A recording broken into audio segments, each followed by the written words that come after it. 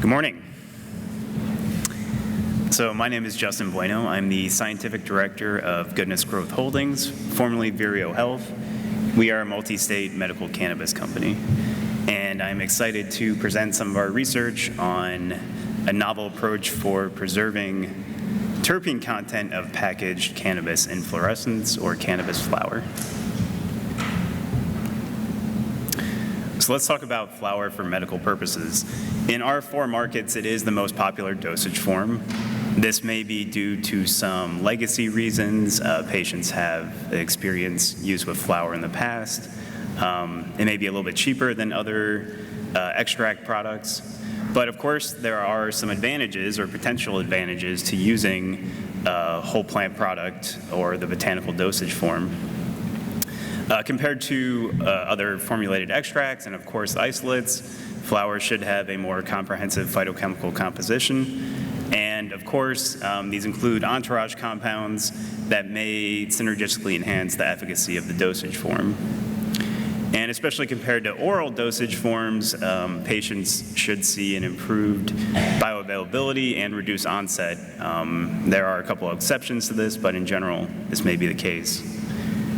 However, there are also reasons for concern when we talk about patients using this popular dosage form. And many of these concerns are around the lack of standardization.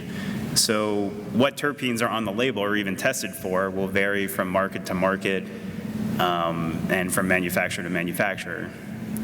Different manufacturers are using different packaging systems, and the implication on the phytochemical stability of these packaging systems is not fully understood. And there's little to no regulation on cultivar or strain labeling and how that links to the phytochemical composition of the dosage form. So all this leads to lot-to-lot variability, which may impact the efficacy and experience a patient gets when they consume the botanical dosage form. And this is not only from different manufacturer to manufacturer, it may be even subsequent lots within the same manufacturer. And one class of phytochemicals that is especially susceptible to this variability would be terpenes and terpenoids. Dr. Spellman had a great talk yesterday introducing some of the potential pharmacological activity of terpenes, and there's a bunch of available research on that, and the field is continuing to research the potential pharmacological activity of terpenes. But also they impart their unique flavor and aroma on cannabis, and many patients directly associate this flavor and aroma with product quality. So although terpenes are a critical phytochemical component of cannabis flower, their inherent volatility makes them more susceptible to degradation as compared to the other phytochemicals within cannabis. And this is relatively well established in the industry, but Dr. El-Sholi was even studying this back in the 90s, a paper from 1995. He reported a 55% loss in terpene content of packaged whole flower after 3 months of storage. Now, there are numerous parameters that are going to affect this rate of degradation, and you can do your own internal study to kind of assess your stability of terpenes in your either bulk storage or primary packaging systems. Our in-house studies showed a 38% loss in terpene content over a 4-week duration. So not only are the parameters that you use in cultivation and then processing of flower going to affect the concentration of terpenes in flower and the profile, once they are packaged in their primary packaging system ready to be dispensed to patients, they are not completely immune to this variability. And that's because terpenes are inherently volatile. And even when they're packaged, if you wouldn't mind clicking on the PowerPoint slide to try to get my video to play, thank you. Even when they're packaged, they're going to evaporate from flower and fill the headspace of the container. And when a patient goes to open the container to collect a dose for use, those terpenes that have evaporated would be lost to the environment. Now, this is especially important in a medical market where you don't expect a patient to consume 3.5 or 7 grams of flower in one dose. That may occur, I guess, in an adult use market if they're so inclined. But this means that subsequent doses of cannabis flower, even from the same jar, are going to be at a reduced terpene concentration as compared to the initial dose. And the terpene profile may change, as you would expect the more volatile monoterpenes to be lost first. So the changes in profile and concentration have unknown implications on the efficacy and experience a patient may have when consuming cannabis flower. So we saw this as an unmet need in the industry, and we wanted to determine if we could come up with a solution. So here we have a schematic from our patent application where we wanted to investigate the use of a 2-chamber system, one chamber housing cannabis flower, and then the second chamber houses an exogenous terpene source. And the thought behind this was the exogenous terpenes would fill the headspace of the primary container containing the cannabis and act as a replenishment source for any terpenes that had evaporated. And in fact, we wanted to investigate this as a replenishment source for terpenes that may have evaporated. Let's see, we have another cartoon. In this case, the green circles would be the endogenous terpenes evaporating from flower, and the darker blue circles would be the terpenes from the exogenous source. So excited to present some of our prototype, proof of concept, and validation experiments. Here I have a photo of our prototype. The primary packaging was just an amber glass jar. The inert matrix houses the exogenous terpene source that the terpenes are impregnated into, and we wanted to investigate if they rapidly evaporated and filled the headspace of the container of the system. Our secondary chamber in this case was 3D printed, and you can see it's slotted so it allows for communication with the primary chamber, and it was actually integrated directly into the cap of the packaging system. So some assembly of the system, the matrix is placed into the secondary chamber. In the experiments I'm going to report here, they're all performed in triplicate. Of course, our control samples did not contain any exogenous terpenes, and we looked at varying the amount of exogenous terpenes utilized in the study using the novel system. And these terpenes were added by hand pipette. You can see the pipette tip there. Continuing with the assembly of the system, the secondary chamber is integrated directly into the cap. And in the experiments I'm going to report on today, we looked at 3 different delta-9 THC dominant chemotypes. And this material was stored for up to 5 months. And to mimic patient use, the jars were opened periodically and samples were taken and quantitatively assessed for terpene content by headspace, gas chromatography, mass spectrometry. And the results from samples stored with and without the novel system were compared. So the first set of data I'd like to show you was from a sample of Killer Kush, which is a delta-9 THC dominant material. And you can see the initial total terpene content, which is the orange bar, was 0.5%. So relatively depleted material, a little bit lower concentration than you would expect in a medical market. Nonetheless, after 5 months of storage, you can see that the material was susceptible to further loss in terpene content, and this loss was found to be statistically significant with the reported p-value here. However, using the novel packaging system, in this case, we're looking at 2 different terpene blends, which we've named relatively volatile and relatively non-volatile. I'll get into those blends in a little bit. We were showing a proof of concept for the ability of the system to maintain the native terpene content of the flower at the time of packaging. So this was an exciting preliminary result. You can see a little bit of variability in the terpene content of flower stored using the novel system, but this variability was not found to be statistically significant. So here we're showing a novel approach to preserve the terpene content after 5 months of storage.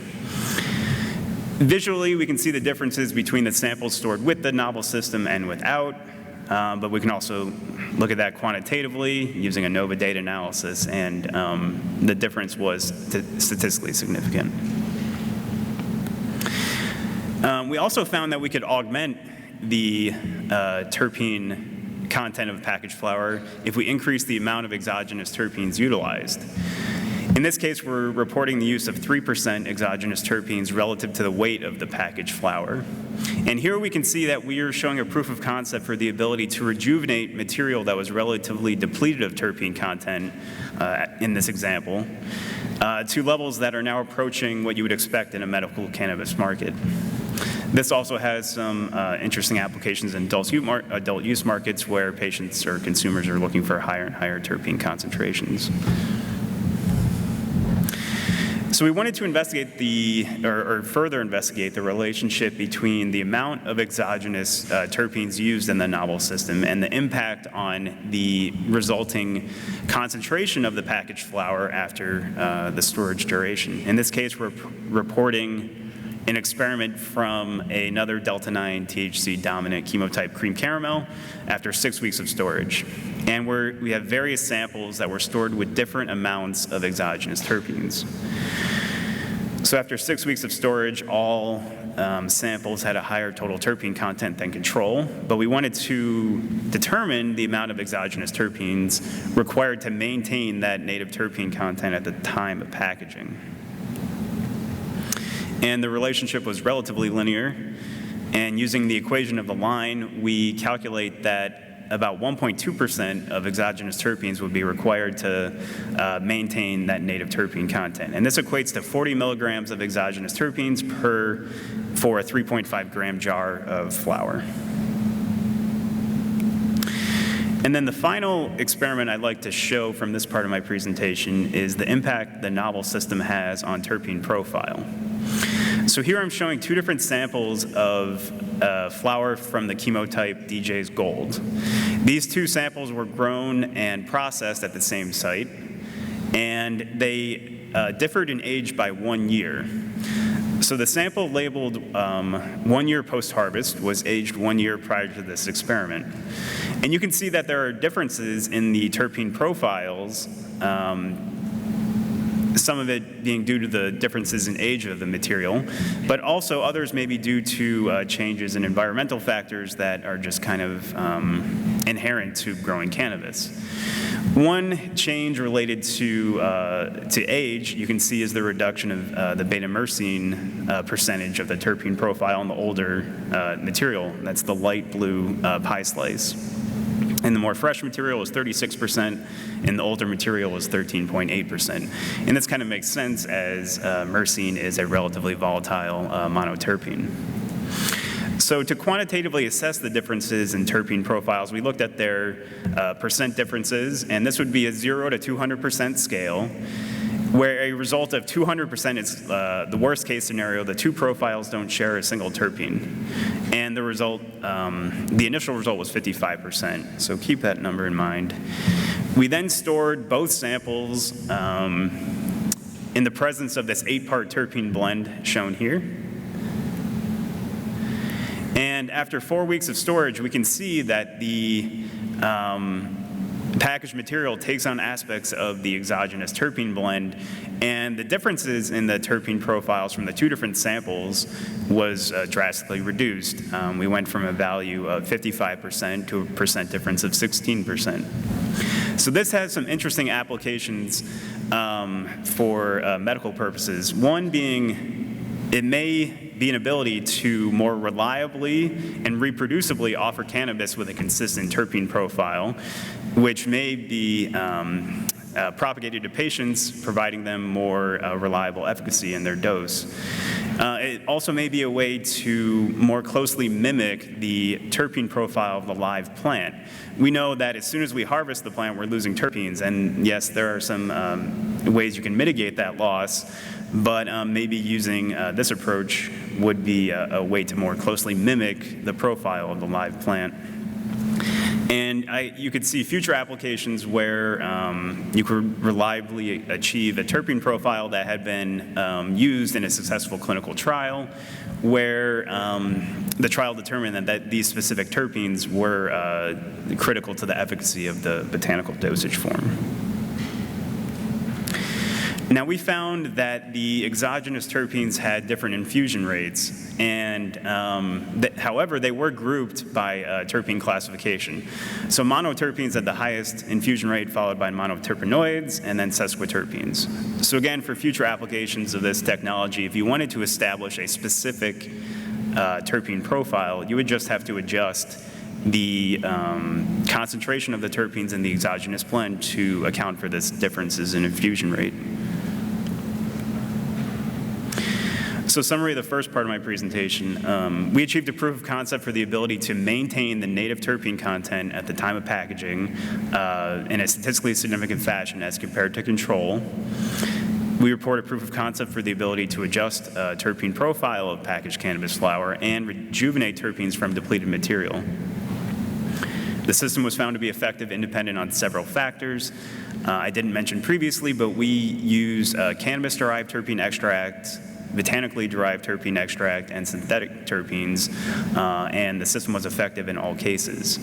Of course, from a medicinal standpoint, probably the best application would be to use a strain-specific terpene extract to maintain as close as possible the terpene profile to the strain of interest. So although terpenes are, of course, a critical phytochemical component in the botanical dosage form, the most important component are cannabinoids. And if we think about cannabinoids in flower and their stability, and especially comparing them to traditional pharmaceuticals or even other products in the medical markets where cannabinoids are impregnated into various matrices, cannabinoids in flower are more susceptible to degradation as compared to these other products. I'm showing one degradation pathway here, commonly known of one, where THCA can degrade to CBN through oxidation, light, heat, forced degradation. But it's not just CBN. There are other oxidative degradants with unknown pharmacological activity and toxicology. And the National Research Council of Canada is kind of acutely aware of the potential for degradation of cannabinoids in biomass, and they developed this cannabinoid stability calculator which estimates the rate of degradation of cannabinoids in flower.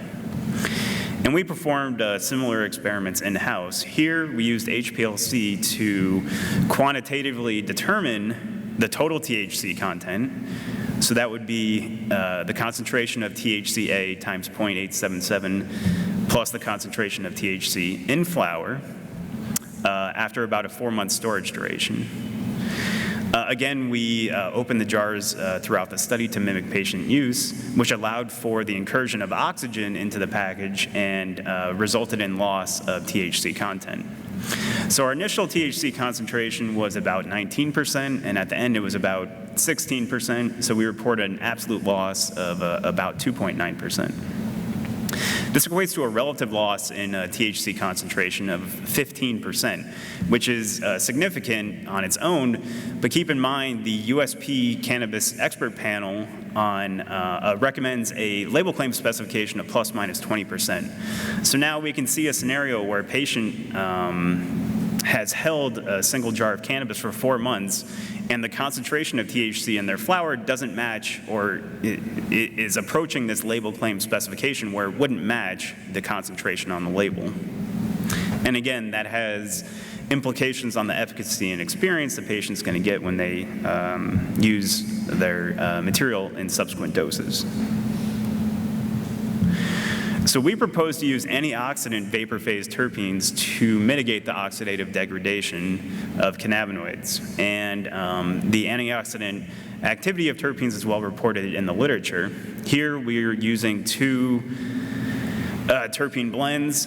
We've labeled non-volatile and volatile, and all of these terpenes have been identified in cannabis and have been linked to antioxidant activity in the literature. We also performed an accelerated stability study. We added hydrogen peroxide to the vapor phase of packaging, and hydrogen peroxide readily breaks down to 2 hydroxy radicals, and these hydroxy radicals mimic the oxidative degradation that molecular oxygen causes to THC and other cannabinoids in flower. And of course, this may lead to the formation of CBN and other oxidative degradants. And we did find in our accelerated stability study that we increased the rate of THC degradation by about 2x. And if we extrapolate out our non-accelerated study, this would equate to about an 8.7 or 9-month stability study that we were able to achieve in about 4 months. Now, samples stored using exogenous vapor phase antioxidant terpenes mitigated the oxidative degradation of THC in the forced degradation study in a statistically significant fashion at all 3 time points. And after 4 months, or in this case, relative 9 months of storage, the samples stored in the presence of vapor phase terpenes reduced the oxidative degradation of THC by 47%. In the non-accelerated study, the results were a little more variable. So remember, this was a 4-month study.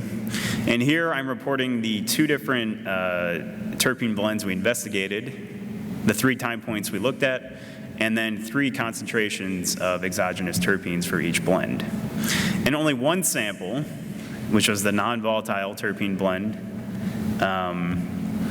using 3% exogenous terpenes, was found to mitigate the oxidative degradation of THC in a statistically significant fashion at all 3 time points. So to investigate if there was a dose-dependent relationship, we looked at the p-values, or we generated p-values from samples stored using different percentages of vapor phase terpenes. And all samples stored with 3% vapor phase terpenes outperformed 2 or 1%. And samples stored using 2% outperformed samples stored with 1% at the final time point. So here we're showing a dose-dependent relationship for the ability of the exogenous vapor phase terpenes to mitigate the oxidative degradation of THC.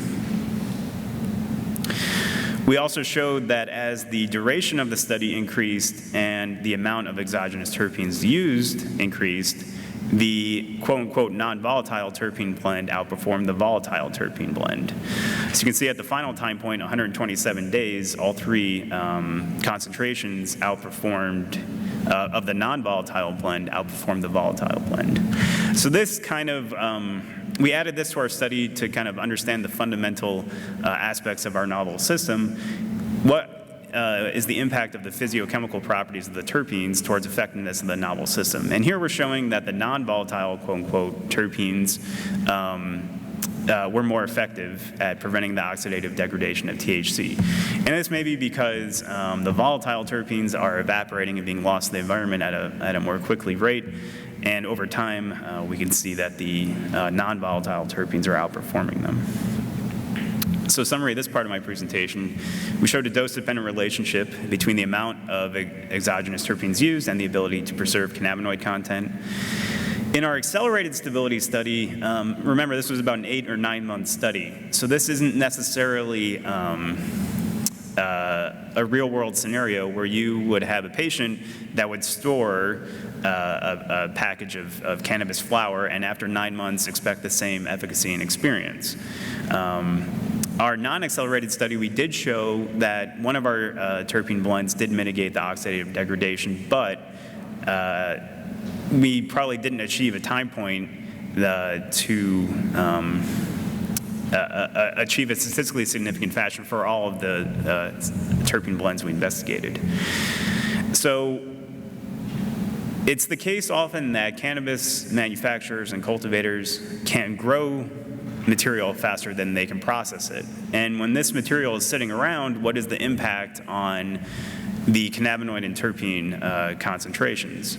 Well, using this technique, someone could preserve about 62 grams of THC for a 2 kilogram tote of biomass. Again, this would be a 47% improvement versus control. So there are some interesting applications for bulk storage since we didn't really achieve meaningful results or as meaningful results in the shorter time frame study. And of course, this may be a way to reduce the formation of oxidative degradants with unknown pharmacological activity and toxicology. So I just want to thank a couple people at Goodness Growth Holdings, the scientific team, Eric Greenbaum and Dr. Solmaz Aborzi, and of course, the Goodness Growth Holdings cultivation team who kindly provided us with these samples for research. And I'd like to thank you for attending my talk and happy to answer any questions that you may have.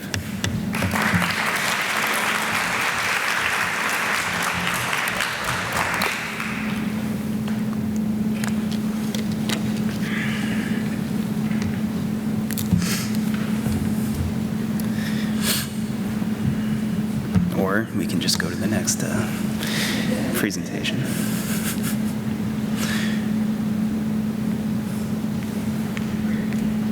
What is the approximate cost of these supplemented terpenes for within your enclosed system? Yeah, so was the question, what's the cost of the exogenous terpenes? Yeah. Well, that's going to vary. If you're talking about for a manufacturer who has in-house terpene extraction capability, really the labor component would be the highest cost there. There's some legality around obtaining cannabis-derived terpene extract from out of state, right? So that's a factor. But as I mentioned, you only need 40 milligrams of exogenous terpenes to preserve the native terpene content of 3.5 grams of flower. So if you were interested in using botanically derived terpenes, that's a relatively low cost. I mean, you can buy 1 liter at a time, and that would provide many, many units of terpene that's required. Just kind of curious, have you tried a positive control where you use something with a known redox activity like BHT in there and kind of standardize your best case scenario for protection against oxidative degradation and kind of possibly then tune your mix of terpenes towards that ideal outcome? I'm having trouble hearing you, actually. Could you speak up? Sorry. I'll try. Have you done the control where you have something where you know the redox activity of, like BHT, right? It would be a standard antioxidant that goes into food stuff. And that would give you potentially a best case scenario that you could tune towards as far as how much protection you get from oxidative degradation. Have you looked into that? Just to confirm, was the question, have we used other exogenous antioxidants that are not terpenes to compare the effectiveness? Yeah, just something that you know what the activity is. So actually, it's a great question, and the answer is yes. We just published this research in the Journal of Cannabis and Cannabinoid Research, and we used BHT to compare, like you suggest. And at the first time point, there was no difference, and then terpenes outperformed BHT at the second and third time point as far as preserving THC content. And BHC is also non-volatile, so it kind of makes sense that it had some efficacy, but then terpenes outperformed it. Okay, thanks. Do you have any concerns about oversaturation in the initial stages? Yeah, absolutely, great question. Are my slides still up? So one thing we looked at was kind of averaging all of our data, and we looked at various time points as short as 1 week. And we found that using the correct percentage of exogenous terpenes, you're not really augmenting the terpene profile. You're just maintaining it even at the early stages of storage. Yeah, because high terpenes may be caustic or at high concentrations may be unpleasant. So I definitely agree with the concern at looking too high of concentration. well, it's all the way at the end, but I think we have a 20 seconds. So. And just what I wanted to show was that when we look at all the data from our various experiments averaged, you can see that there's no change. If you look at the p-value on the top, it's not statistically significant. So there's not an increase in terpene concentration. So this looks at all time points we investigated, which include 1 and 2 weeks all the way up to 5 months. And we're not showing an augmentation of the terpene content. And I think that's my time. So.